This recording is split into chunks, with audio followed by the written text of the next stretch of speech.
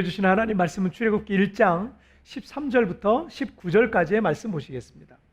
17절까지의 말씀.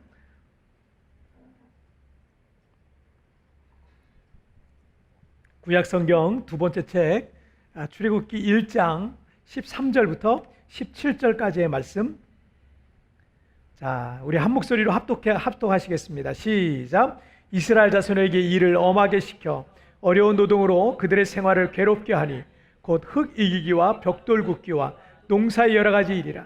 그 시키는 일이 모두 엄하였더라. 애굽 왕이 히브리 산파 시브라라 하는 사람과 부하라 하는 사람에게 말하여 이르되 너희는 히브리 여인을 위하여 해산을 도울 때 그 자리를 살펴서 아들이거든 그를 죽이고 딸이거든 살려두라. 그러나 산파들이 하나님을 두려워하여 애굽 왕의 명령을 어기고 남자 아기들을 살린지라. 아멘. 자, 오늘 말씀 제목 함께 읽겠습니다. 시작. 위기 속에 영웅이 난다. 다시 한번 시작. 위기 속에 영웅이 난다. 상처투성이인 이분들의 얼굴을 보면 이들은 지금 방금 전에 격투기 시합을 마치 격투기 시합이라도 끝낸 사람들처럼 얼굴 모양이 그렇게 보여요. 그런데 이 사진 속 주인공은 코로나19의 영웅들이라고 할 수 있는 전 세계 의료진들의 모습입니다. 방호복을 입으면 화장실을 갈 수 없어서 기저귀를, 성인들인데도 기저귀를 차고 하루 종일 일을 해야 된다는 거예요. 이거 얼마나 좀 우리 성인들은 찝찝합니까? 물이나 식사도 제대로 할 수가 없고 이 공기가 통하지 않기 때문에 온 몸은 땀범벅에, 그리고 온 몸이 그냥 땀띠 투성이가 된다 그럽니다. 그리고 지금 보이는 손바닥 하나가 있을 텐데 이 손바닥 사진은요, 한 의료진의 이 손바닥 모습인데 수개월 동안 이 라텍스 장갑을 끼고 일해야 되는 거예요. 아니, 하루 종일 거의 뭐 하루에 20시간 가까이 이 라텍스 장갑을 낀 상태로 이거 벗으면 안 되는 거예요. 어딜 만져서도 안 되는 거예요. 그러니까 이거를 벗지 않고 매일 일하다 보니까 피부에 이 땀이 차가지고요, 부르터가지고 이 표피가 그냥 다 흐물흐물 그냥 다 벗어지고 있는, 의료진들의 손이 지금 저 모양이라고 그럽니다. 지난 12월에 우리나라 부천에 있는 한 요양병원에서 코로나 환자가 발생했어요. 입원 환자가 124명이고 의료진과 직원을 포함해서 76명. 그래서 총 한 200명이 그 요양병원에 노인인지 아니면 또 이게 간호하시는 분인지 모르겠는데 그분 한 분이 이제 대부분이 이제 사실은 기저질환자들이잖아요. 그런데 이 한 분이 이제 코로나가 발생을 한 거예요. 그래가지고 어쩔 수 없이 이 병원 전체를 격리를 해버렸습니다. 이게 집단 격리를 해버린 거예요. 집단 격리를 했는데 12월 말까지 그 200명 의료진 포함해서 200명 중에 155명이 코로나 걸렸어요. 같은 병원에 있다 보니까 다 걸려버리는 거예요. 어쩔 수가 없는 거예요. 그러니까 약 80%가 다 그냥 코로나 감염이 되어버렸습니다. 심지어 이 코로나 감염된 의료진은요, 상태가 더 위중한, 왜냐하면 노인분들이나 요양병원이니까 이러잖아요. 이 위중한 환자들을 돌볼 사람이 없는 거예요. 그러니까 이 코로나 걸렸음에도 불구하고 의료진들은요, 이 노인분들, 그런 분들을, 감염된 다른 코로나 환자들이죠, 이분들을 돌보면서 있어야 했다고 그럽니다. 결국 이 병원에서 누적 사망자가요 39명, 약 40명 가까이 나왔는데, 그러면은 5명 중에 1명이 죽었다는 얘기예요. 사망했다는 얘기입니다. 옆에서 사람이 죽어나가는데 의료진들은 이 감염과 죽음의 그 위험을 무릅쓰고 끝까지 환자를 돌보면서 병원에 끝까지 있었다 그럽니다. 지난 1년 6개월 동안의 이 코로나 사태는 이런 영웅들의 희생으로 그나마 각 나라에서 조금씩 안정을 찾아가고 있는 겁니다. 평상시 같으면 평범한 의사나 간호사였을 분들이 이 세계적인 위기 상황 속에서 이들은 이 코로나19와 싸운, 코로나와의 전쟁이죠. 이 전쟁과 싸운 영웅들로 우리는 기억하고 있고, 우리의 영웅들은 지금도 그 싸움의 현장, 전투의 현장에 지금 나가 있습니다. 삼국지에 나오는 말 중에서 난세지 영웅이라는 말이 있어요. 어지러운 세상 중에 영웅이 등장한다라는 말이죠. 이 세상의 어떤 위기와 난세 속에서 어려움에 처한 사람들을 구원해주는 영웅이 등장하게 되어 있다라는 얘기입니다. 그런데 성경의 역사를 보면 이 난세지 영웅이란 말이 참 잘 들어맞는 것 같습니다. 야곱의 가문이 모두 기근으로 굶어 죽어갈 그 위기에 처했을 때 야곱의 아들인 요셉이 애굽의 총리가 돼서 이스라엘 한 민족을요 보존할 수가 있었던 거예요. 만약에 아니었으면 이스라엘은 없었을지도 몰라요.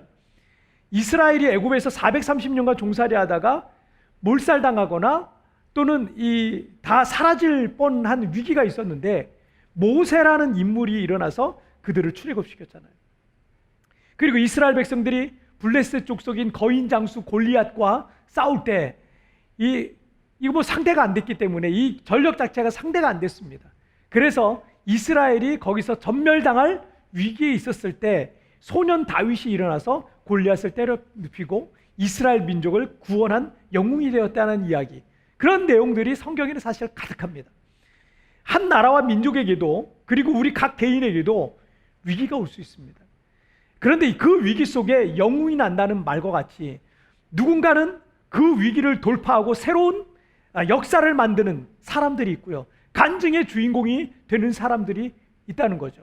또 하나님께서 우리를 버려두지 않으시고 그 시련과 고난의 현장에서 건지실 영웅으로 우리를 준비시키거나 또 다른 영웅을 준비시키시거나 그러신다는 거죠.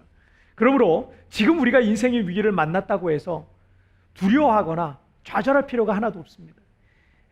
저는 이 위기 속에서 믿음으로 생각하고 믿음으로 내일을 바라보며 믿음으로 주님 앞에 기도하고 주님 의지하며 나가는 이들이 이 위기 속에서 저는 믿음의 주인공이 될 것을 믿습니다. 하나님께서 우리를 이렇게 버려두지 아니하고 새로운 구원의 길을 여시기도 하고요, 나를 그런 영웅으로 만들기도 하시고 간증의 주인공으로 만드시기도 하고 또는 구원자를 우리에게 보내주시기도 하는 그런 역사들이 우리 가운데 있게 될 줄 믿습니다. 자, 우리 첫 번째 주제 한번 보실게요. 첫 번째 주제, 자, 함께 읽겠습니다. 시작. 시련 앞에서 굴복하지 말라. 다시 한번 시작. 야곱의 12아들이 낳은 자식까지 약 70명이 대기근을 피해서 요셉이 총리로 있었던 애굽으로 내려가서 살게 되었습니다.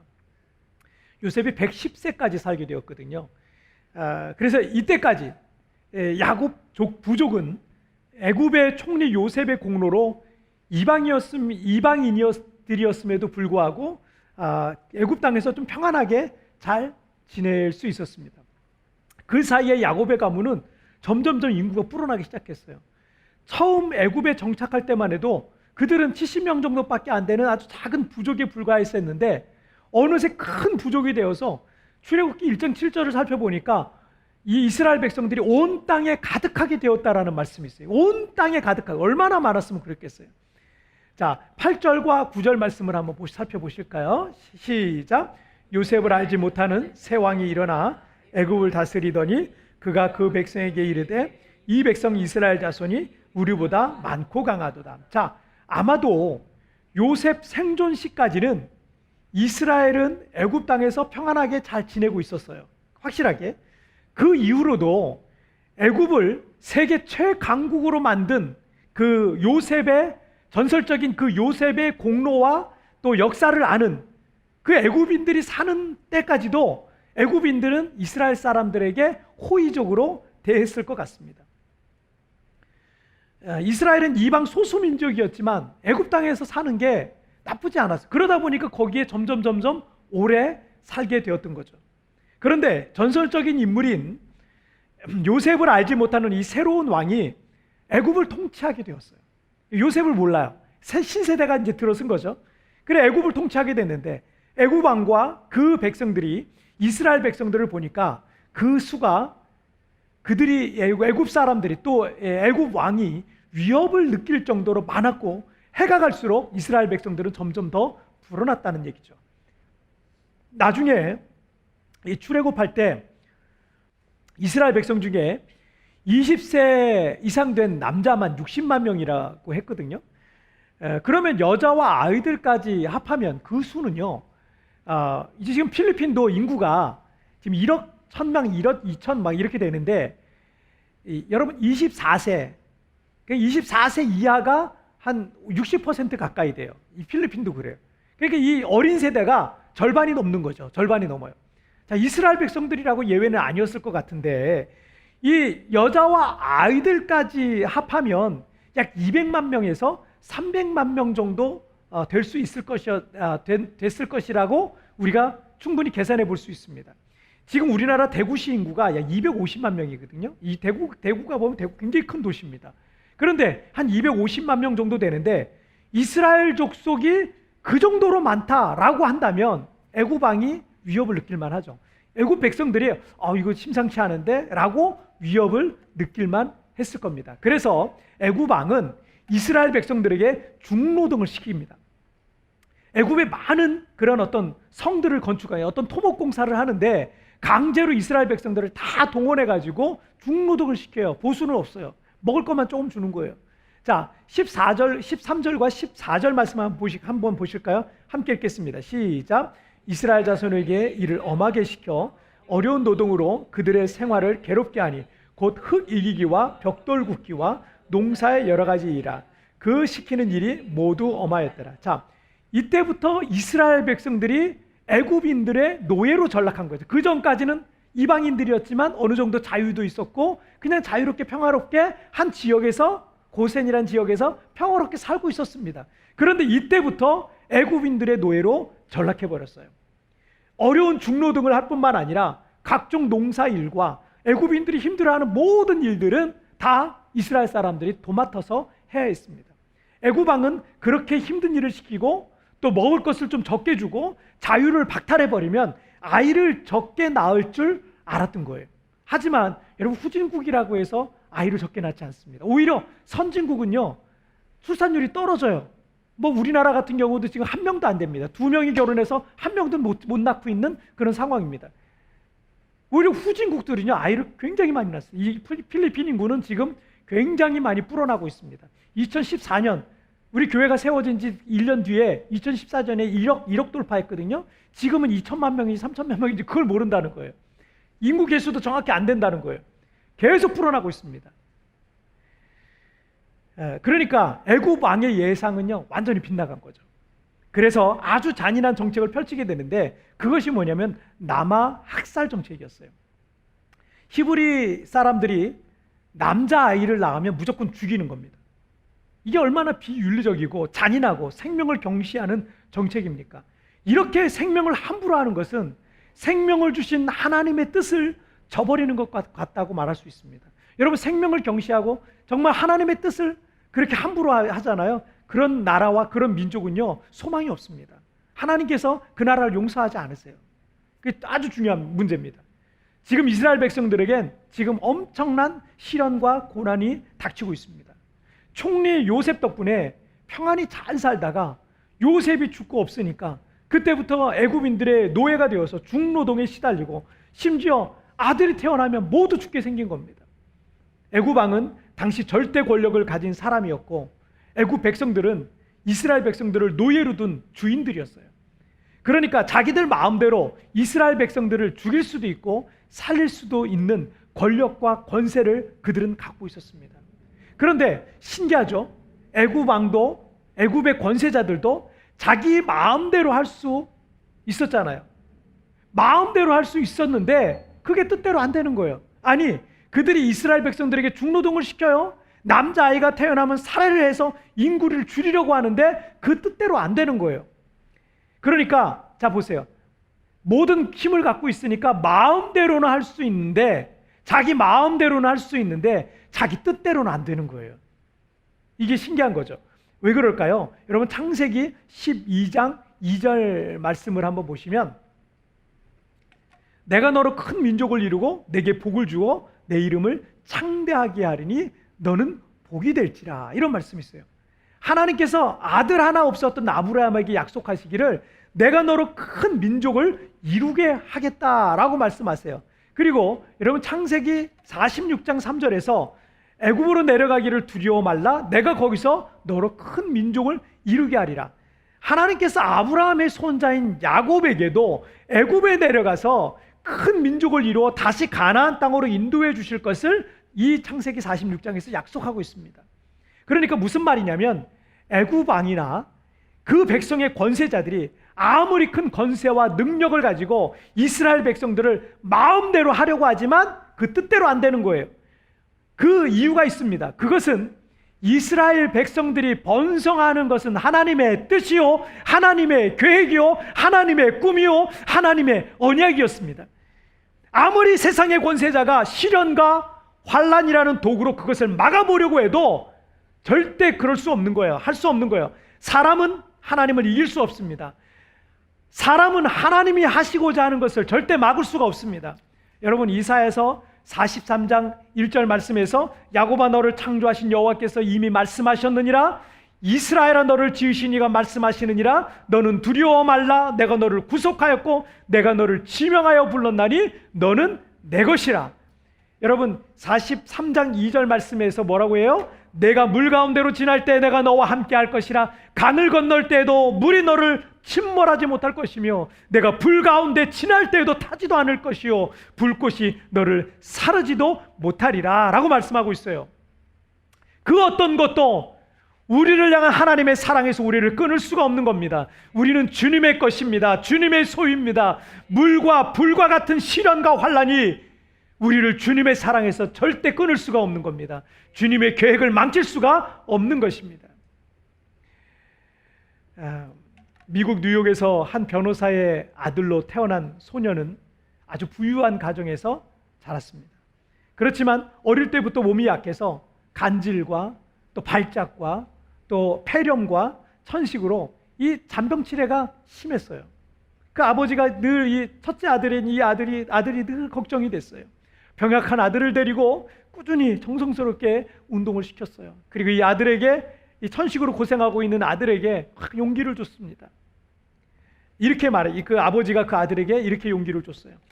너는 큰 일을 하기 위해 이 세상에 태어났다. 내가 지금 이렇게 병으로 고통받는 것은 너를 강하고 위대한 사내로 만들기 위한 하나님의 시험이다 라고 하셨어요. 그리고 그 아버지의 믿음대로 그 아들은 건강해졌고요. 여러분, 이 사람이 미국의 바로 26대 대통령인 시어도어 루즈벨트 주니어가 된 겁니다. 여러분, 지금 우리에게 닥친 시험의 불과 또 시련의 폭풍과 같은 것들이 우리를 덮치고 있지만 여러분, 이것에 절대 굴복하지 마십시오. 이 시련과 환난이 우리를 꺾지 못합니다. 왜요? 왜냐하면 우리는 하나님의 것이기 때문입니다. 우리는 하나님의 소유입니다. 주님이 우리 편이시기 때문입니다. 우리를 향한 하나님의 계획은 그 누구도 망칠 수 없습니다. 우리를 향한 하나님의 그 뜻은 그 누구도 막을 수가 없기 때문입니다. 나를 향한 하나님의 뜻, 여러분 반드시 이루어지게 될 줄 믿습니다. 자, 오늘 두 번째 주제 보시겠습니다. 함께 읽겠습니다. 시작. 위기 앞에 믿음을 증명하라. 다시 한번 시작. 학생들이 시험을 통해서 자신들이 그동안 공부했던 것들을 테스트를 하죠. 체크를 해볼 수 있어요.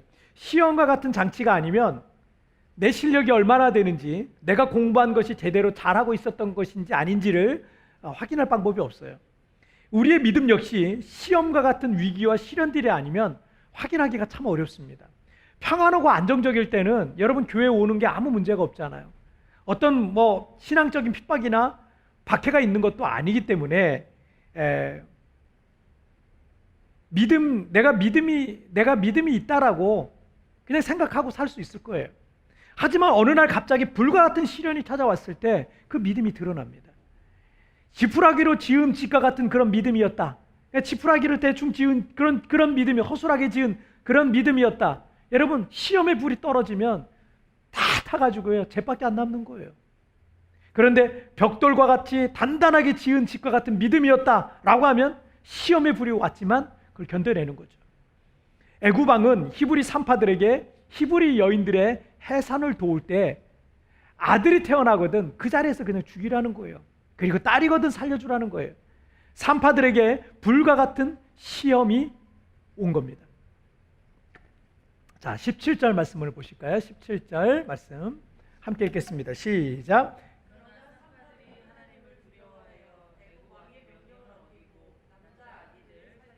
자, 왕의 명령이 있었지만 산파들은 그 애굽의 왕보다 하나님을 더 두려워했던 거예요. 그래서 애굽 왕의 명령을 어기고 남자 아기들을 다 살렸어요. 당시에 왕의 명령을 어긴다는 것은 목숨을 내놓는 거예요. 하지만 왕의 명령이 엄중했지만 산파들에겐 왕보다 하나님을 더 두려워했던 거죠. 내 육신의 목숨을 빼앗을 수 있는 그 왕을 두려워하는 것보다 내 영혼을 쥐고 계시는 그 하나님을 더 두려워했던 거죠. 20절과 21절 말씀 보시겠습니다. 20절, 21절 함께 읽겠습니다. 시작. 하나님이 그 산파들에게 은혜를 베푸시니 그 백성은 번성하고 매우 강해지니라. 그 산파들은 하나님을 경외하였으므로 하나님이 그들의 집안을 흥왕하게 하시니라. 자, 산파들은 목숨을 내놓고 왕의 명령을 어겼지만 그들은 죽지 않았어요. 왜 죽지 않았어요? 왜냐하면 하나님께서 그 산파들에게 은혜를 베푸셨기 때문입니다. 엄청난 시험이 왔어요. 엄청난 시련이 왔어요. 그런데 하나님을 경외하니까 하나님이 그들을 보호해 주시는 거예요. 지켜주시는 거예요. 그리고 그 환난 속에서 도리어 그들의 집안을 흥왕하게 하셨다는 거예요. 새로운 길이 열리는 거예요. 저는 지금 우리가 겪고 있는 이 상황들이요, 우리의 믿음을 시험하고 있는 것 같다고 느낄 때가 많아요. 왜냐하면 1년 6개월째 계속되고 있는 이 코로나19 사태는 우리의 일상에 많은 제약을 가지고 주고 있고, 그 중에 하나가 교회조차도 자유롭게 오고 갈 수 없게 지금 만들었다는 거죠. 지난주에 학생들 가르치는 우리 집사님께 얘기를 듣다 보니까 이제는 학생들이 온라인 수업에 익숙해졌다는 거예요. 그래서 별로 학교에 안 가고 싶어하는 상황이 되어가고 있다는 그런 얘기를 들었어요. 그런데 이 온라인 수업이라는 게 아무래도요, 실제로 이렇게 책상에서 마주 앉아서 하는 것보다 학습적 능력이 떨어지는 게 사실입니다. 정말 어쩔 수 없어서 이렇게 하고 있는 거지, 하루라도 빨리 우리 아이들이 학교로 돌아가서 수업을 정상적으로 받고 또 친구들이랑 어울려서 학교 생활을 하면서 이렇게 생활을 해야 되지 않겠나, 이 생각이 들어요. 70년 전 한국전쟁이 터졌을 때 공부할 수 있는 환경이 안 됐죠. 왜냐면 3년 동안 전쟁했습니다. 아이들이 여기저기 피난 다니면서 학교가 다 허물어지고 없어졌어요.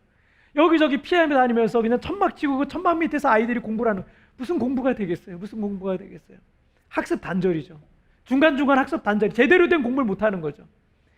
그런데 이 코로나와의 전쟁을 지금 치르고, 전 세계가 지금 코로나와 이 전쟁을 치르고 있는 이 시기를 살아가고 있는 우리 자녀들이 아무래도 능률이 좀 떨어질 수밖에 없는 이 온라인 수업을 어쩔 수 없이 대체하고 있지만, 뭐 학습 단절이라는 거 중간중간 아무래도 좀 힘들겠죠. 학생들만 이 학습 단절이 있는 게 아닙니다. 우리 그리스도인들도 영적 학습 단절을 사실은 경험하고 있는 거예요. 자유롭게 예배할 수도 없고, 성경 공부나 제자 훈련을 받을 수도 없고, 또 소그룹 모임이라든지 성도들이 모여서 교제하고 그런 어떤 모임들을 할 수가 없잖아요. 어떻게든 우리 성도들의 믿음 성장이 중단되지 않도록 하기 위해서 우리 교회도 계속해서 살 수 있는 것들을 새롭게 시도하고 있습니다. 지금도 매일 예수 동행 일기 이 프로그램을 통해서 하루를 주님과 동행하는 훈련을 하고 꾸준히 하고 계신 분들이 계세요. 제가 그분들의 일기를 이렇게, 저도 거기에 일기를 쓰는데 같이 일기를 우리 같이 쉐어하는 거거든요. 그런데 일기를 이렇게 보면 이분의 마음과 그 믿음이 점점점 무르익는구나, 성숙해 가는구나, 이런 것들을 제가 참 많이 느낍니다. 120 중보기도 부대로 임명된 우리 성도들이 있거든요. 제가 기도 제목을 드려요. 매일 기도 제목을 드리는데 이 매일 기도 제목을 드릴 때 이 기도 제목 양이 많아요. 제가 이렇게 페이지로 이게 워드에서 제가 치거든요. 그런데 페이지로 한 3페이지, 4페이지예요. 그것도 포인트 10으로 해서 10포인트로 해가지고 페이지 3페이지, 4페이지를 빼곡하게 해가지고 제가 그거를 기도 제목으로 보내드리거든요. 우리 성도들이요, 정말 그 기도 제목을 붙들고 교회를 위해서, 나라와 민족을 위해서, 또 우리 성도들을 위해서, 코로나 종식을 위해서 그 기도 제목 붙들고 매일 기도하는 훈련을 지금 받고 있습니다. 저는 이 훈련 받고 있는 분들이요, 정말 이게 한 달하고 2달하고 석 달하고 이렇게 하다가 정말 우리 연말에 코로나 다 없어지고 다 모였을 때 저는 이분들이요, 영적으로 이 18명 정도 같이 참여하고 있거든요. 영적으로 굉장히 성숙해 있는 상태가 되어 있을 겁니다. 또 우리 성도들 함께 모여서 새벽 기도는 못할지라도 아침에 지금 굿모닝 체프를 통해서 매일 성령님과 하루의 문을 열고 주님 앞에 예배로 하루를 시작하고 있습니다. 여러분, 다른 걸 여러분이 좀 못하시더라도 여러분 굿모닝 체프를 매일 꾸준하게 한번 하세요. 10분밖에 안 걸리잖아요. 매일 하나님을 예배하는 것으로 오늘 여러분 하루의 문을 여시고, 정말 하루에 아침에 못하시는 분은 저녁이라도 하세요. 하루의 문을 열고 닫는 것을 예배로 여러분 하신다면 여러분의 삶에 하나님이 함께 하시는, 마치 그 히브리 산파들과 같이 여호와를 경외하는 자들에게 하나님이 역사하시고 함께 하셨던 그런 은혜가 있을 줄 믿습니다. 비록 우리 코로나로 인해서 우리 교회 대부분의 프로그램이 지금 비대면으로 진행되고 있지만 영적 성장에 단절이 되지 않도록 우리 성도들은 정말 그런 가운데서도 정말 애쓰고 노력하고 있는 거죠. 이 코로나 사태가 언젠간 끝날 겁니다. 벌써 1년 6개월인데 여러분들이 2년 동안의 영적 학습 단절 기간을 어떻게 보내느냐에 따라서 어떤 분들은 영적으로 더 깊어질 거예요. 점점점 영적으로 깊어져서 여러분 생각해 보세요. 1년 전에 2년 전에 만났던 집사님 다시 와서 만나서 얘기를 나누는데 이분 얘기가 굉장히 영적으로 바뀌어 있어요. 믿음의 얘기를 하는 거예요. 표현이 달라졌어요. 단어 쓰는 게 달라졌어요. 생각이 달라졌어요. 가치가 달라졌어요. 이분이랑 얘기하고 나면은 뭐 다 될 것 같은 거예요. 이분이랑 말하고 나면 막 소망이 생기는 거예요. 여러분, 내가 그렇게 돼야 되지 않겠습니까? 우리가 그렇게 돼야 되지 않겠습니까? 정말 어떤 분들은 영적으로 더 깊어지고 성숙해져 있을 거예요.